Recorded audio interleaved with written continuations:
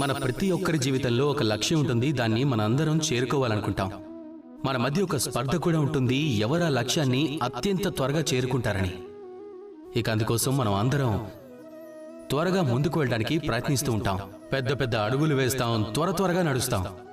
ఎందుకంటే త్వరగా లక్ష్యాన్ని చేరుకోవడానికి.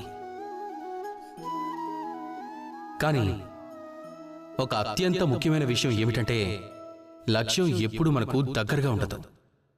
ఒక్కోసారి దాన్ని వెతకాల్సి ఉంటుంది. ఆ యాత్ర చాలా కఠినంగా కూడా ఉండొచ్చు. అందుకే కేవలం ఈ కారణంతోనే మనం వేగంగా నడవటం, తొందరగా వెళ్ళటం ఒక్కటే ముఖ్యం కాదు.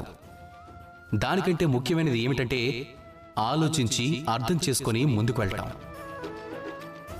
ఆలోచించి అర్థం చేసుకుని వేసే ఒక్క అడుగైనా సరే ఆ అడుగు ఎంతో ఉత్తమమైనది అవుతుంది. ఎప్పుడు ఎక్కడ మలుపు తిరగాలి, ఎప్పుడు ఎక్కడ మలుపు తిరగకూడదు, ఎప్పుడు వేగంగా ప్రయాణం చేయాలి, ఎప్పుడు చేయకూడదు, ఎప్పుడు ఆగాలి, ఎప్పుడు ఆగకూడదు, వీటన్నిటి జ్ఞానం సంపాదించడం కూడా అత్యంత అవసరం. ఆ ఆలోచనతో పాటుగా వెళ్ళటం ఎంతో అవసరం. అందుకని కేవలం వేగంగా వెళ్ళటం కాదు, ఆలోచించి అర్థం చేసుకుని వెళ్ళటం అలవాటు చేసుకోండి.